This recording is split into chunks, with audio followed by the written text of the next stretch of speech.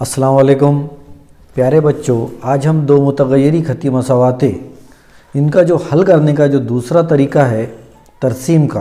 पहला जो तरीका है उसमें ज़री भी अक्सर करके या इखराज करते अपन, वो एक तरीका है। दूसरा तरीका तरसीम का तरीका है, ठीक है। और ये तीसरा जो तरीका है यह है मुरब्बा क़ालिब का तरीका। इस तरीके को आपने शायद हो सकता पहली मर्तबा ही देखे होंगे। तो ये तरीका कहलाता मुरब्बा क़ालिब का तरीका। इसके अंदर क्या रहता, देखो इसके अंदर हम जो यूज़ करते मुरब्बा क़ालिब एकदम आसान है। इसके अंदर दो खड़ी रकीलों के दरमियान इस तरीके से अपन, ये दो खड़ी रकीलें रहती और उसके अंदर अपन इस तरीके से लिखते डिजिट ABCD। तो ये इस तरीके की जो आड़ी रहती जिसको अपन उफ़क़ी लाइन उफ़क़ी बोलते, तो इसको कहते हैं अपन कतारें। पहली कतार में क्या है AB, दूसरी कतार के अंदर जो है वो है CD। और ये जो ऐसे खड़े रहते इस तरीके से, तो इसको कहते हैं अपन सुतून, ठीक है। आड़ी रही तो कतार दो सुतून, इसलिए अपन इसको 2/2 का डिटर्मिनेंट कहते। इसलिए इसका जो दर्जा है वो रहता 2। ये नई किस्म का है, इससे पहले आपने शायद नहीं पढ़े होंगे ये, क्योंकि ये पहली मर्तबा सिलेबस के अंदर आपको आया। इससे पहले 9वीं तक के सिलेबस में नहीं था आपके लिए नया पार्ट है, लेकिन बहुत आसान पार्ट है, ठीक है।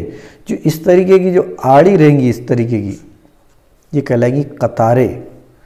और जो इस तरीके से खड़े रहेंगे उमूद रहेंगे, ये कहलाते सुतून। हमको मालूम है, हम हमेशा सुतून देखते हैं हमारे घर में भी, बाहर भी, कॉलम जिसको बोलेंगे अपन। तो हमेशा कैसे रहते, ज़मीन पर उमूद रहते हो, इस टाइप से रहते है ना। तो ये कहलाएंगे सुतून। तो 2 कतारें हैं, 2 सुतून है, इसलिए ये जो मैट्रिक, ये जो डिटर्मिनेंट है इसको 2/2 का बोलते हैं, यानी इसका दर्जा कितना है 2 है। अब इसको हल कैसा करना, देखो इसको हल करने का तरीका एकदम आसान है। आपने अरबी का लाम अलिफ इस तरीके से लिखते अपन, है ना, ऐसे लिखते हैं ना, लाम अलिफ ला। अरबी में ऐसा भी लिखते हैं ना, लाम अलिफ ला। उस तरीके से इसको ध्यान में रखना है। इस तरीके से लाम अलिफ कैसा करें अपन ने, पहले इधर करे, फिर इस तरीके की अलामत, फिर इस तरीके की अलामत। आई बात समझ। अब इसको क्या करना है, जो अपन ने लाम अलिफ लिए इसमें से इसको थोड़ा सा मिटा दिए।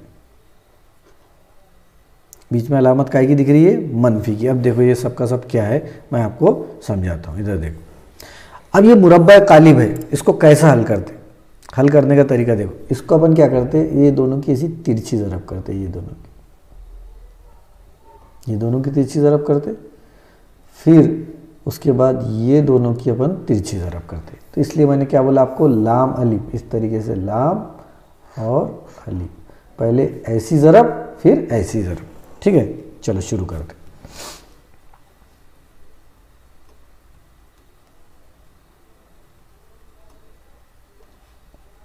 इसको देखो,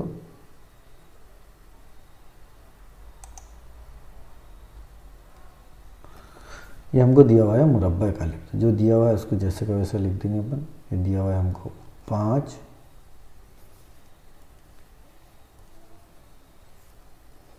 3, 7 और ये 9। इसको हल करने का ये जो तरीका होता है, मैंने लाम अलिफ ऐसा तिरछा, ये दोनों की ज़रब। तो अपन ज़रब करेंगे अपन 5 ज़रब 9। अब ये बीच में देखो, ये इस टाइप की ये दिखा, ये बताया था मैंने, ठीक है। अलामत काय की है, मनफी की। तो मतलब ये दोनों के दरमियान अलामत देने की है मनफी की। फिर दूसरों की ज़रब करना है, दोनों की, फिर ज़रब करना है 7 की 3 के साथ। लिखेंगे अपन 7 ज़रब 3। देखो कितना आसान है, करो है भले इसको। बोर्ड मास रूल के हिसाब से पहले ज़रब करते अपन, 5 9 45, 7 तिया 21। 45 में से 21 गए, कितने बचेंगे 24।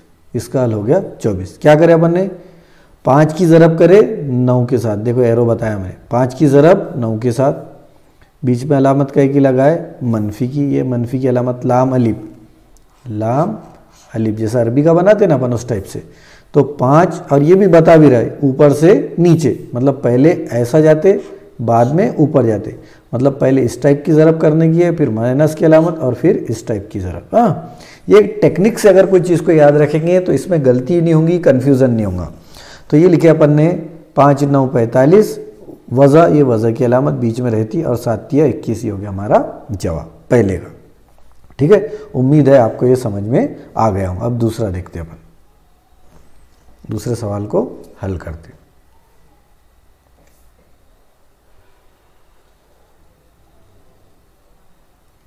अब ये दूसरे को देखिए, दूसरे के अंदर भी अपन वैसे करेंगे।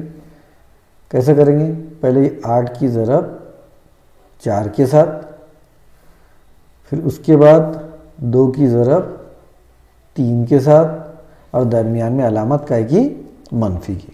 तो इसको अपन यहाँ देखो ज़रब कर रहे, 8 की ज़रब 4 के साथ करो, 8 की ज़रब 4 के साथ, 8 ज़रब, वो 8 की अलामत क्या है? मनफी। अलामत का पूरा ध्यान रखना है, 8 ज़रब 4। उसके बाद अलामत दरमियान में क्या की रहेंगी? मनफी की। ये वो मनफी की अलामत है जो हमारे ज़ाब्ते में है। ठीक है, फिर दूसरी 2 ज़रब वज़ा 3, ज़रब करेंगे अपन, नफ़ी भी बोलते इसको और मनफी भी बोलते। 8 चौक 32, ये अलामत जो है मनफी की, ये जैसी की वैसी, और 2 तिया 6। अलामतों का उसूल आना चाहिए हमको। -32 -32 +6। अब यहाँ देखो ये माइनस माइनस क्या हो गया? प्लस हो गया।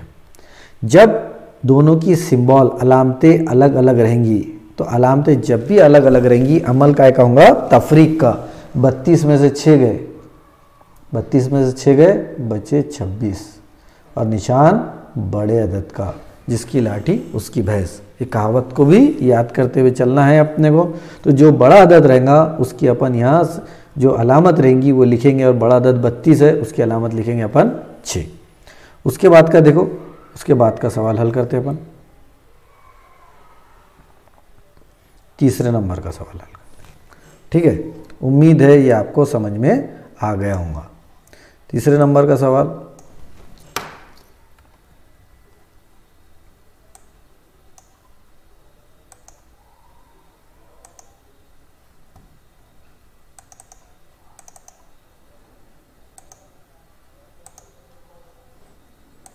तीसरे नंबर का सवाल देखिए। तीसरे नंबर के सवाल के अंदर अगर हम गौर से देखें तो ये थोड़ा यहाँ जज़र है। देखने में अपने को ऐसा लग रहा है कि बहुत मुश्किल है, लेकिन बहुत ही आसान है। अब इसको कैसा करेंगे? टेक्निक एक ही याद रखना है, कौन सी? लाम अलिफ वाली, है ना? लाम अलिफ ला, यहाँ से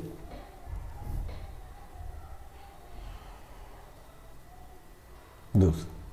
अब इसको हल कर रहे हैं, जगह है यहाँ, इसको हल कर देते। लाम अलिफ ला मतलब पहले ये दोनों की ज़रब, फिर ये दोनों की ज़रब, और दरमियान में मनफी की अलामत। चलो हल करते अपन।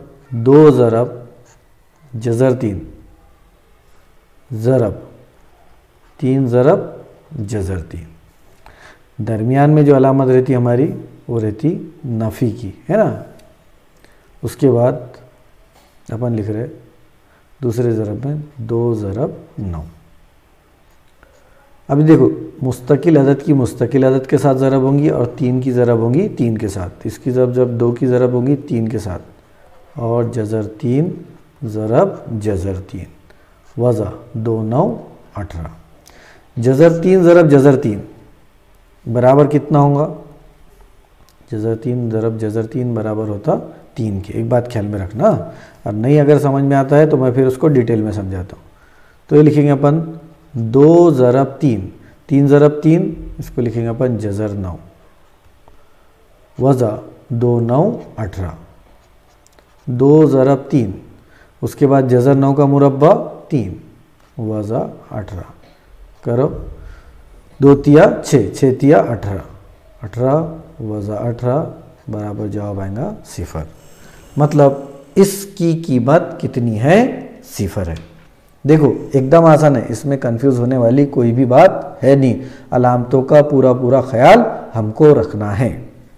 इसमें क्या करें अपन ने, इनकी भी तिरछी ज़रब करें, 3 की 3 के 2, 3 की 3 के साथ और जज़र 3 की जज़र 3 के साथ, बराबर है 3 दूनी 6 हो गया, जज़र 3 ज़रब जज़र 3 3 होता, 9 दूनी 18, ठीक है, 2 तिया 6, 6 तिया 18, 18 में से 18 गए 0, ये हो गया हमारा जवाब। अब देखो ये तरीका नया है इसके अंदर ही, अब इसी तरीके का इस्तेमाल करते हुए हमको आगे बढ़ना है। अब अपन यही तरीके का इस्तेमाल करते हुए मुरब्बा कालिब हल करेंगे। देखो कितना आसान है मुरब्बा कालिब, आप बोलेंगे कि इतना आसान भी कोई चीज़ हो सकती। मुरब्बा कालिब में क्या रहता, मुरब्बा कालिब का ये तरीका है जिसकी मदद से अपन मुतगय्यर की कीमत है, इसमें सबसे पहले हमको मालूम करना पड़ता है डी। डी यानी क्या, डी के अंदर हम वो रुकन लेते, ये लेते हम, ये हमारा है पहला, और एकदम सीधे होना, और इसको सीधे ही बनाइए, ये बने हमने डी, ठीक है। अब इसके साथ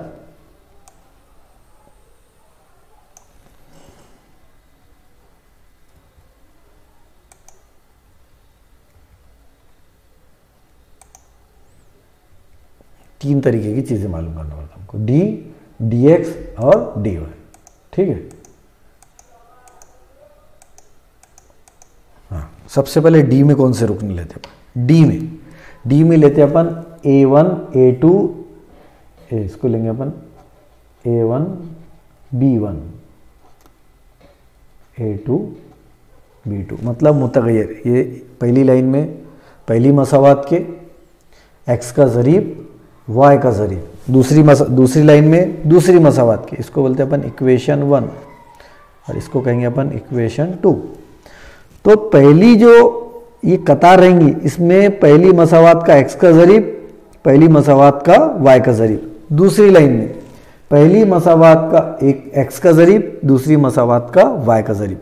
अब उसके बाद देखो ये है dx, dx को कैसा याद रखना, dx मतलब x वालों को डिलीट कर देना।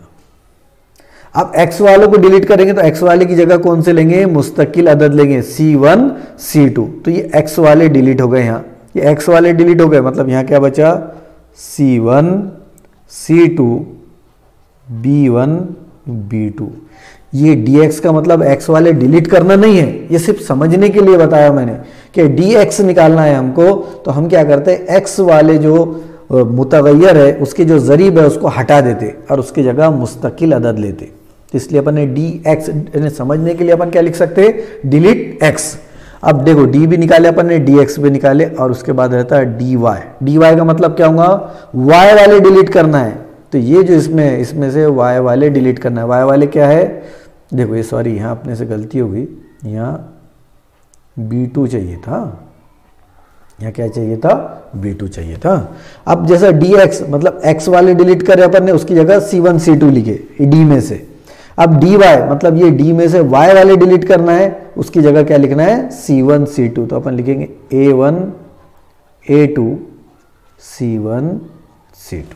कितना आसान है। अब ज़रब तो तुमको मालूम, ज़रब कैसा करते हैं, लाम अलिफ, तो A1 ज़रब B2 minus A2 ज़रब B1। यहाँ पर भी बोलो C1 ज़रब B2 minus B1 ज़रब C2। ज़रब में अपन आगे पीछे लिख सकते, मतलब B1 ज़रब C2 या C2 ज़रब B1, ऐसा अपन आगे पीछे लिख सकते, लेकिन उसूल वही लिखना है, कौन सा, लाम अलिफ है ना, और बीच में अलामत की। यहाँ पर भी वैसे ही देखो A1 ज़रब C2 minus A2 ज़रब C1। अब इस तरीके से जब ये हल करेंगे आप, तो इसको हल करने के बाद जो कीमत आएंगी वो D की रहेंगी, और इसको हल करने के बाद जो कीमत आएंगी, यहाँ पर जो भी कीमत आएंगी, ये जो कीमत रहेंगी वो D बराबर रहेंगी, बराबर। और इसको जो हल करेंगे वो कीमत किसकी रहेंगी, dx की रहेंगी। और इसको जो आप हल करेंगे तो इसको हल करने के बाद जो कीमत आएंगी वो रहेंगी dy बराबर। अब हमको इसमें मसावात को हल करना है, मतलब किसकी कीमत निकालना है, x की।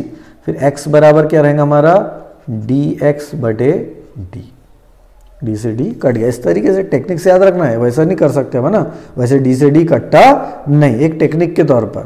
उसके बाद dy बटे डी, dx की कीमत रखेंगे जो भी आएंगी यहाँ पर, समझ लो मिसाल के तौर पर 25 आ गई और d की कीमत 25 आ गई, तो अपन लिखेंगे 25 बटे 25 बराबर 1, मतलब x बराबर 1 आ गया।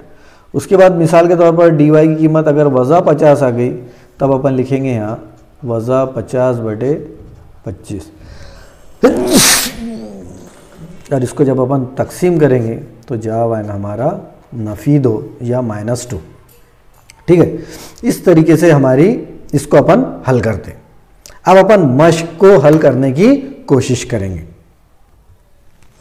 देखो ये हल करदा मिसाल है हमारी मश्क की, इसको देखते हैं अपन। एक क्राइमर के तरीके से मुंदरजा झैल हमजाद मसवात हल कीजिए। मसवात दी हुई है 5x जमा 3y बराबर वज़ा 11, 2x जमा 4y बराबर वज़ा 10। ठीक है, अब इसको देखो, सबसे पहले इसको लिखेंगे अपन हमारा a1 b1 और ये रहेगा हमारा c1, a2 b2 और ये रहेगा c2।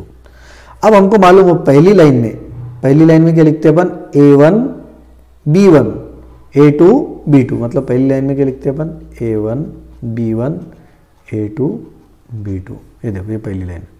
तो सही तरीका क्या है, इसके नीचे इसको लिख लेना। तो इसको नीचे लिखेंगे अपन, तो पहली लाइन में अपन ये लेंगे 5 2, ये पहले, दूसरी लाइन में ये दोनों 3 4, ये लिया अपन ने 3 4। इसको हल कैसे करते हैं आपको मालूम है, लाम अलिफ, इस तरीके से मैंने बताया हुआ है आपको, मनफी की अलामत और ये लाम अलिफ जैसा अपन हल करते। फिर अपन ने इसकी ज़रब करे, 5 चौक बीच में मनफी की अलामत, 2 तिया 6, 5 चौक 20 वज़ा 6 बराबर आ गया 14। तो ये किसकी कीमत आ गई, d बराबर आ गई अपनी 14। dx मतलब x वालों को क्या करना है, अपने को डिलीट करना है, इसको डिलीट करना है। अब इसको जैसे डिलीट करें तो इसकी जगह क्या आ जाएगा, c1 c2 आ जाता, इसकी जगह क्या आ जाता, c1 c2 b1 b2, ये आ गया। वज़ा 11 10 3 4 ये जगह पर ही रहेगा, इसकी जगह तब्दील नहीं होंगी। तो ये लिखिए अपन ने, ये हो गया वज़ा 10 वज़ा 11। ठीक है, अब इसकी तिरछी ज़रब लाम अलिफ, इस तरीके से ये दोनों की ज़रब करें अपन ने, फिर ये दोनों की ज़रब करें। ठीक है, और यहाँ पर नफ़ी यानी माइनस माइनस ये हो गया प्लस। ठीक है, 11 चौक 44। अब यहाँ अलामतें देखो, इसकी मनफी में इसकी मुस्बत है, अलामतें मुख्तलिफ रही तो अमल क्या होगा, तफरीक का। 44 में से 30 गए, बचे 14, अलामत आएंगी बड़े अदद की, तो ये लिखिए अपन ने मनफी नफ़ी 14। उसके बाद यहाँ पर भी dy, y मतलब d में से जो y वाला रुकन है उसको डिलीट करना है, इसको डिलीट करना है और उसकी जगह क्या लेना है, c वाले। तो यहाँ पर लिखेंगे अपन a1 a2 c1 c2। ठीक है, ये एक तरीका है जिसकी वजह से अपन ये चीज़ों को याद रख सकते हैं। हाँ, ये रखिए। तो फिर यहाँ अपन ने लिखे 5 2 वज़ा 11 10, तिरछी ज़रब करे, ये तिरछी ज़रब ये दोनों की, फिर उसके बाद ये दोनों की तिरछी ज़रब करे, 5 10 वज़ा 50 और ये नफ़ी और ये नफ़ी दिखा आपको। हाँ, ये नफ़ी माइनस माइनस हो जाएगा प्लस। फिर यहाँ पे अलामतें मुख्तलिफ है, अमल तफरीक का होगा। 50 में से 22 गए 48, मनफी 48, अलामत बड़े अदद की। अब हमको क्या मालूम करना है, x मालूम करना है, x बार dx बटे d। dx देखो कितना है, ये दिख रहा है हमको, dx कितना आया 14, नफ़ी 14, अलामत का पूरा ख्याल रखना है, 14 कटे x बराबर आया -1। अब y मालूम करना है, y के लिए dy बटे d, dy कितना आया, नफ़ी 28 मनफी 28 14, 14 का 14 28, y बराबर वज़ा 2। और उसके बाद नीचे लिखना है, क्या लिखना है जवाब के अंदर, कि x बराबर -1 और y बराबर -2 मसावात के हल है। इस तरीके से सवाल हल करना है। इसके दूसरे हिस्से के अंदर हम इंशाअल्लाह मश्क 1.3 मुकम्मल हल करेंगे। अल्लाह हाफ़िज़।